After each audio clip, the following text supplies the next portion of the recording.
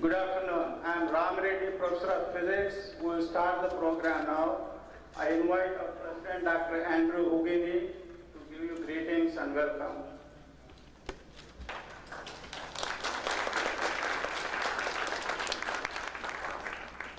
Good afternoon. Here at Alabama A&M University, we are extremely proud of the achievements and the contributions of our scientists, our science programs, and of course today particularly our physics program. Our physics program is one of the major producers of minority physicists in this nation. Over the years, we have been actively involved in cutting-edge research and partnering with agencies such as NASA, Redstone Arsenal, companies such as Oak Ridge and Raytheon. We see our role as not limited just to the delivery of instruction and research on our campus, but also as providing venues for provocative discussions and presentations of relevant subjects that will be of interest to scientists as well as to the general public. One such venue of which we are particularly proud is our Venkateswarlu Lecture Series. For the past 13 years, let me underscore this. For the past 13 years, the University, Alabama A&M, has invited a Nobel laureate to present in this series for 13 consecutive years. We believe, and until someone provides the evidence differently, that we are the only university in the nation that has provided this kind of venue for 13 consecutive years. I think that deserves an applause.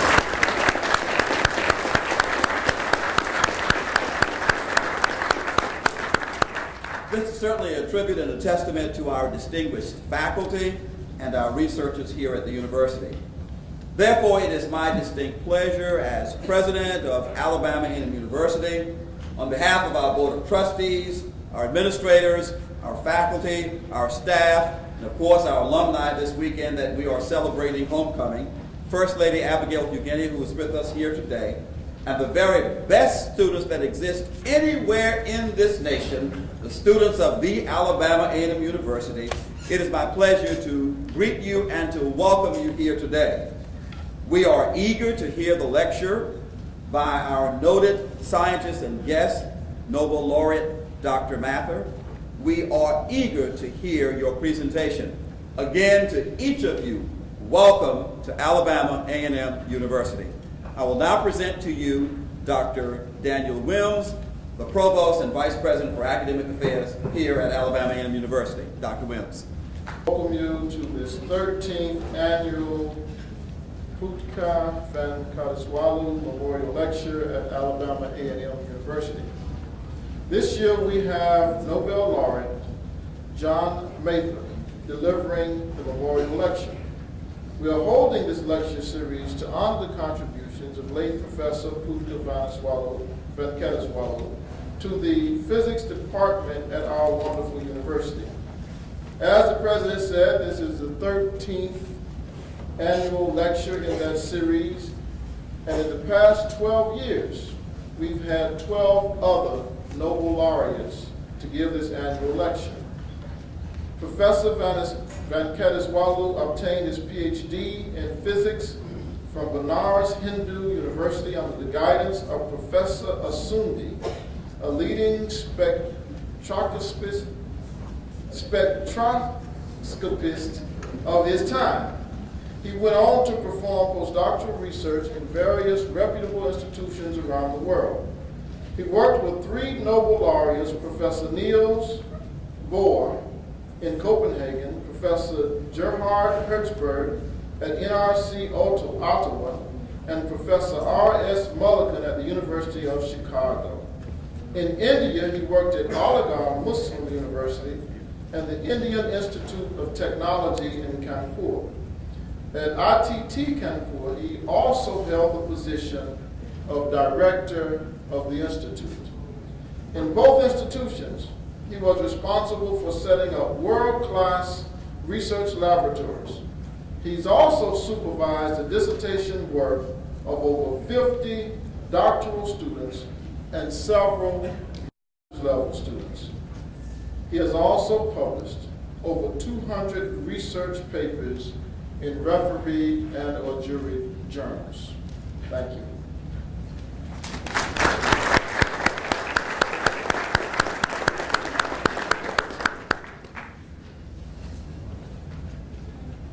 Good afternoon.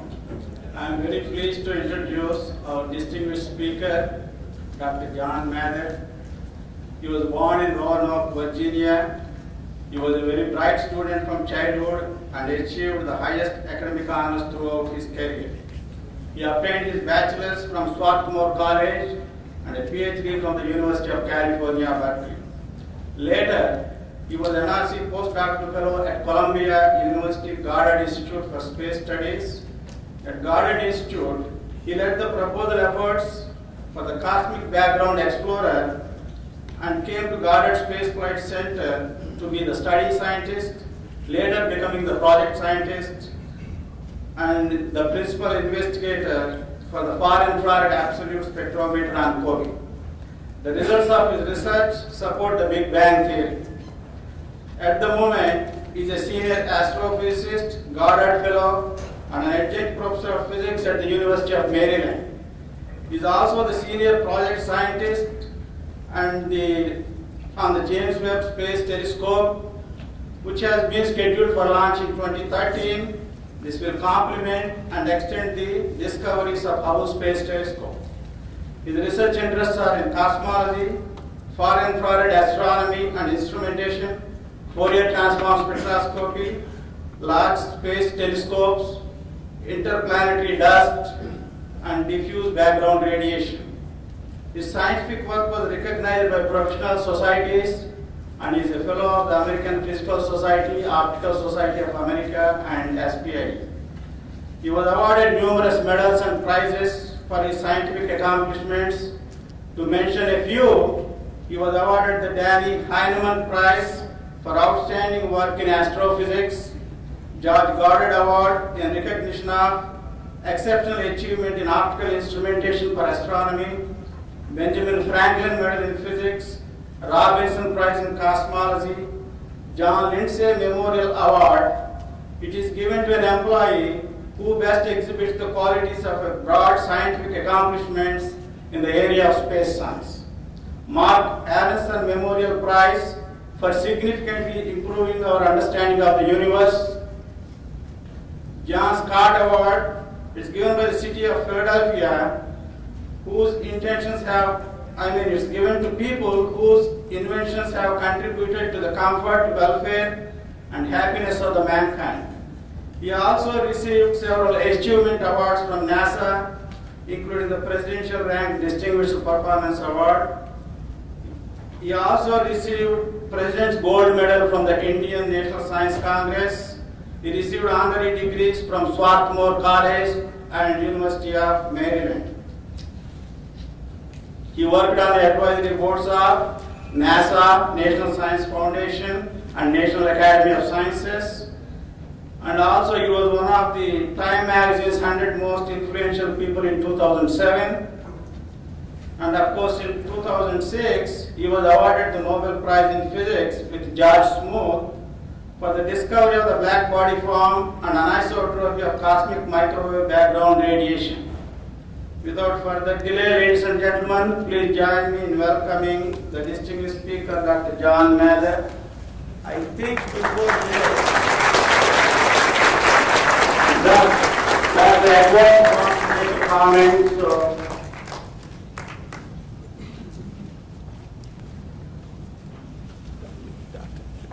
Excuse me, please.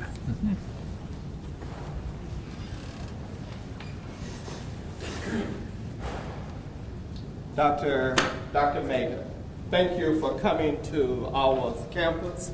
On behalf of the President, Dr. Andrew Hugini, I would like to present to you this certificate on this occasion for your coming. It reads thusly: Alabama A&M University, Department of Physics, 13th Annual Venkateswarlu memorial lecture, this certificate of appreciation is presented to Dr. John Mather for presentation of the Nobel Laureate 2010 lecture, From the Big Bang to Life to the End of the Universe, October 1, 2010, signed by the President, Dr. Andrew Hughini, and the Dean, Matthew Edwards. Thank you, sir.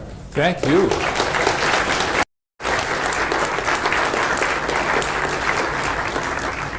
And as a further testament of our appreciation of your coming, a small trinket for you, sir, as well. Thank you again. Well, thank you very much. Much appreciated, and a great surprise. I'll take this. Thank you. Well, I'm just completely delighted to have the opportunity to come and to participate in this long series already of lectures by Nobel Prize winners. I don't know that I could give anybody else's prize lecture, but I can give you mine. So they're all different, I'm sure. Also, I wanted to mention this. This particular place feels a lot like home to me because I grew up on the Agricultural Research Station of Rutgers University, another land-grant college, where we were studying, or I should say my father was studying dairy cows. So that was my first introduction to science, but I'm afraid I did not follow my dad's lead to study cattle. Nevertheless, it's a good place to start thinking about the sky, because you can see the sky at night, which you cannot do if you live in the city. So I wanted to tell you a little bit about many things, but before I get into the technical content, I wanted to say when I heard the list of all the things that had been awarded to me, I thought, who is that? That's the work of 10 or 100 people. Actually, it's the work of about 1,500 people who worked on the Cosmic Background Explorer satellite, and their contributions are documented in a book which is now available called The Very First Light. So just to say no human being does anything alone, this is a particularly clear example that a team project can be recognized when we're very fortunate and make a great discovery. So no one ever knows what will happen when you start, but we start anyway. So now let me tell you a little bit about what astronomers are trying to accomplish and see if I can get all the toys to work as well. So astronomers are very interested in the history of ourselves, of course. Like other people, we would like to know how it all began and how we came to be here on our little planet. So astronomers have been measuring the universe. So we take a picture of the Big Bang as best we can. I'll show you how. We have a story about how maybe the first galaxies came to be. A galaxy is 100 billion stars orbiting each other. How we have a story about how galaxies change with time. Oh, how the lights go off too. We have a story about how stars are born. They weren't all born at the beginning. They're still happening. We have a story about how planets probably formed, may have formed. This is actually quite mysterious. And finally, we say, well, we've done the easy part. We're the astronomers. Now, biologists, you figure that part out. How come things are alive? And to tell you the truth, we astronomers don't have a chance of answering that, but we do have a chance of telling you if this is the only place in the universe that is alive. We have a possibility of finding other places that are alive. So that's a sort of introduction to our challenge. And so I'd like to